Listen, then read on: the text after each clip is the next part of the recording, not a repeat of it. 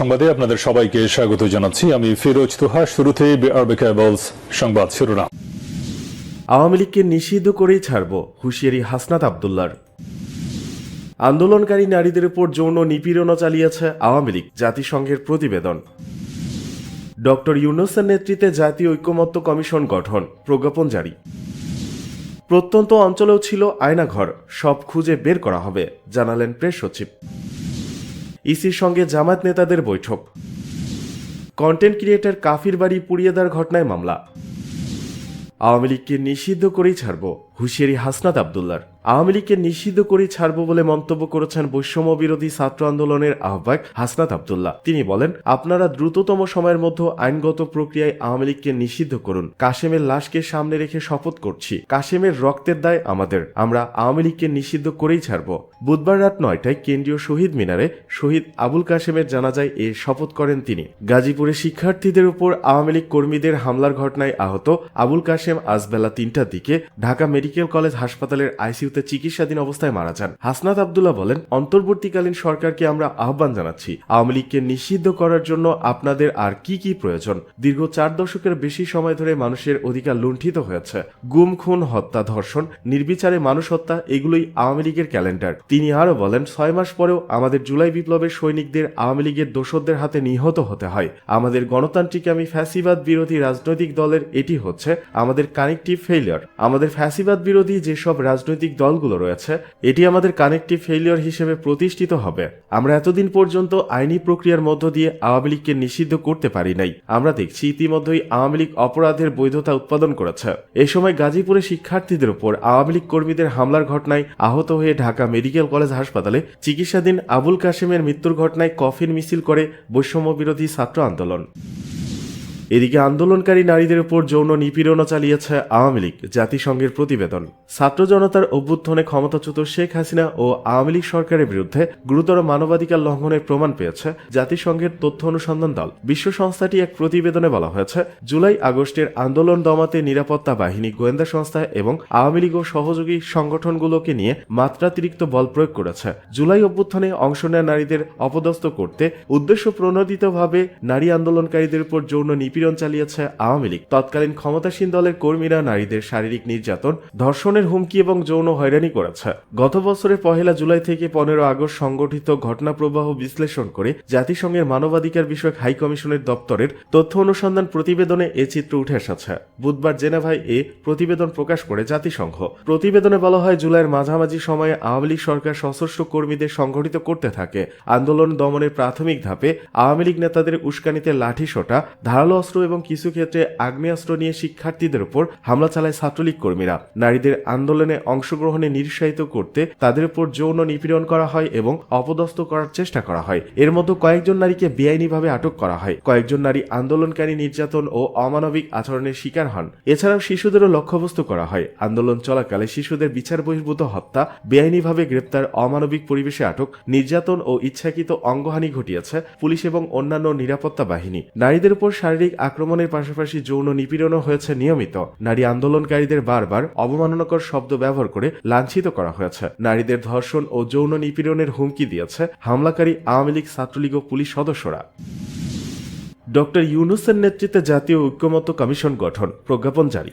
7 সদস্যের জাতীয় ঐকমত্য কমিশন গঠন করা হয়েছে, যার সভাপতি অন্তর্বর্তী সরকারের প্রধান উপদেষ্টা অধ্যাপক ডক্টর মোহাম্মদ ইউনূস। সহসভাপতি হিসেবে আছেন সংবিধান সংস্কার কমিশনের প্রধান অধ্যাপক ডক্টর আলী রিয়াজ। বুধবার মন্ত্রিপরিষদ সচিব ডক্টর শেখ আব্দুর রশিদ স্বাক্ষরিত এ সংক্রান্ত প্রজ্ঞাপন জারি করা হয়েছে। কমিশনের সদস্য হিসেবে আছেন জনপ্রশাসন সংস্কার কমিশনের প্রধান আব্দুল মুঈদ চৌধুরী, পুলিশ সংস্কার কমিশনের প্রধান সফরাজ হোসেন, নির্বাচন ব্যবস্থা সংস্কার কমিশনের প্রধান ডক্টর বদিউল আলম মজুমদার, বিচার বিভাগ সংস্কার কমিশনের প্রধান বিচারপতি এমদাদুল হক এবং দুর্নীতি দমন কমিশন সংস্কার কমিশনের প্রধান ডক্টর ইফতেখারুজ্জামান। 15 ফেব্রুয়ারি থেকে এই কমিশন কাজ শুরু করবে বলে জানানো হয়েছে। প্রজ্ঞাপনে বলা হয়, কমিশন আগামী নির্বাচন সামনে রেখে নির্বাচন ব্যবস্থা, পুলিশ, বিচার বিভাগ, জনপ্রশাসন, সংবিধান ও দুর্নীতি দমন বিষয় সংস্কারের জন্য গঠিত কমিশনগুলোর সুপারিশসমূহ বিবেচনা ও জাতীয় ঐকমত্য গঠনের জন্য রাজনৈতিক দল ও শক্তিসমূহের সঙ্গে আলোচনা করবে। কমিশনের কার্যালয় সরকার কর্তৃক নির্ধারিত হইবে। কমিশনের মেয়াদ হইবে কার্যক্রম শুরুর তারিখ হইতে 6 মাস এবং প্রধান উপদেষ্টার কার্যালয় এই কমিশনকে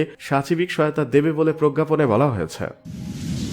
প্রত্যন্ত অঞ্চলেও ছিল আয়নাঘর, সব খুঁজে বের করা হবে, জানালেন প্রেস সচিব। প্রধান উপদেষ্টা প্রেস সচিব শফিকুল আলম বলেছেন, বাংলাদেশে যত আয়নাঘর রয়েছে সব খুঁজে বের করা হবে। এটা ঢাকার মধ্যে সীমাবদ্ধ ছিল না, প্রত্যন্ত অঞ্চলেও ছিল। বুধবার দুপুরে রাজধানী ফরেন সার্ভিস একাডেমিতে এক মিডিয়া ব্রিফিং এ তিনি কথা বলেন। এ সময় তিনি আরো বলেন, গুম কমিশনের রিপোর্ট অনুযায়ী এবং নিরাপত্তা বাহিনী যে তদন্ত করছে তার ভিত্তিতে ধারণা করা যায় যে সারা দেশে 700 থেকে 800 আয়নাঘর রয়েছে। এ ধরনের ঘর আরো বের হচ্ছে। তাতে বোঝা যাচ্ছে এটি শুধু ঢাকার মধ্যে সীমাবদ্ধ ছিল না, প্রত্যন্ত অঞ্চলেও ছিল। হিউম্যান রাইটস ওয়াচের প্রতিবেদনে স্পষ্ট লেখা আছে, গুম ও খুনের সাথে পতিত স্বৈরাচার শেখ হাসিনা সরাসরি জড়িত ছিল, তার নির্দেশেই এগুলো হয়েছে। এছাড়াও তিনি বলেন, আমরা 3টি এলাকায় আয়নাঘর পরিদর্শন করি, তার মধ্যে 2টি র্যাবের আর একটি ডিজিএফআইয়ের। সেখানে বন্দীদের কিভাবে রাখা হতো, নির্যাতন করা হতো, কিভাবে সময় কাটিয়েছেন, কেউ কেউ সেখানে 7 থেকে 8 বছর কাটিয়েছেন, তার বর্ণনা আসলে প্রকাশ করার মতো না। এই পরিদর্শনে এগুলো প্রকাশ পায়। প্রধান উপদেষ্টা প্রতিটি স্পটে গেছেন,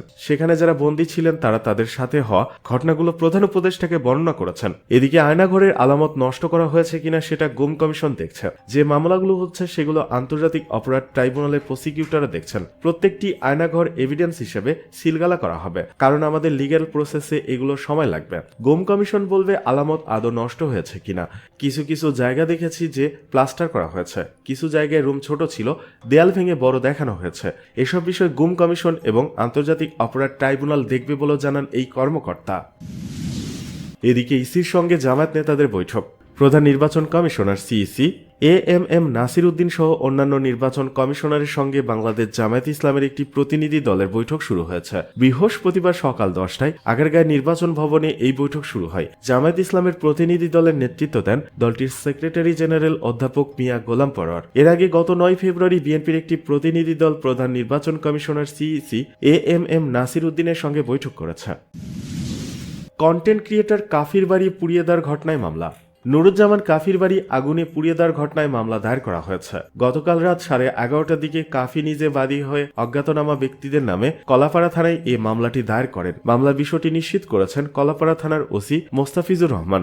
জুলাই আগস্ট আন্দোলনে সক্রিয় অংশগ্রহণ এবং ধানমন্ডি 32-এ গুমের আস্তানা ধ্বংসে জনগণের সঙ্গে ফ্রন্টে থাকায় পরিকল্পিতভাবে বাড়ি জ্বালিয়ে দেওয়া হয়েছে বলে কাফি তার মামলায় উল্লেখ করেন। কলাপাড়া থানার ওসি তদন্ত মোস্তাফিজুর রহমান বলেন, কাফির ঘর পোড়ানোর বিষয়ে পুলিশি তদন্ত চলছে। উল্লেখ্য, মঙ্গলবার দিবাগত রাত 2টার দিকে বাহির থেকে দরজা আটকে দুর্বৃত্তরা কাফির বাড়ি পুড়িয়ে দেয় বলে অভিযোগ করেন কাফির বাবা এবিএম হাবিবুর রহমান। তবে আগুন পুরো ঘরে ছড়িয়ে পড়ার আগেই ঘরে থাকা পরিবারের 6 সদস্য দরজা ভেঙে বের হতে সক্ষম হন। আগুনে নগদ টাকা ও স্বর্ণ অলংকার সহ প্রায় 50 লাখ টাকার ক্ষয়ক্ষতি হয়েছে। পুড়ে যাওয়া বাড়ির সামনে বুধবার সংবাদ সম্মেলন করে জুলাই আন্দোলনের সমন্বয়কারী ও সোশ্যাল মিডিয়ায় চেনামুখ কাফি বলেন, সম্প্রতি ধানমন্ডির 32 নম্বর বাড়ি ভাঙচুরের সময় আমি সেখানে লাইভে ছিলাম, স্লোগান দিয়েছি। এই ঘটনায় আমার বাড়িতে আগুন দেওয়ার ঘটনা ঘটেছে। 7 দিনের মধ্যে অপরাধীদের গ্রেপ্তারের সরকারের কাছে দাবি জানাচ্ছি। কাফি আরো বলেন, আওয়ামী লীগের দোসররা ঘোষণা দিয়েছিল যারা 32 নম্বর পুড়িয়ে দিয়েছে তাদের বাড়িঘর পুড়িয়ে দেওয়া হবে। নিষিদ্ধ ছাত্রলীগের প্রথম আক্রোশের শিকার আমি। তিনি বলেন, 7 দিনের মধ্যে আইনশৃঙ্খলা বাহিনীর দুর্বৃত্তদের আটক এবং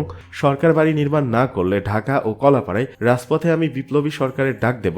এর আগে ভেরিফাইড ফেসবুক আইডিতে তিনি বলেন, আমি এ দায়িত্বহীন সরকারকে বিগ মেসেজ দেব। মেসেজ সম্পূর্ণভাবে মানবে নতুবা আমি নিজেই বিপ্লব হব, আমি বিপ্লবী সরকার হব।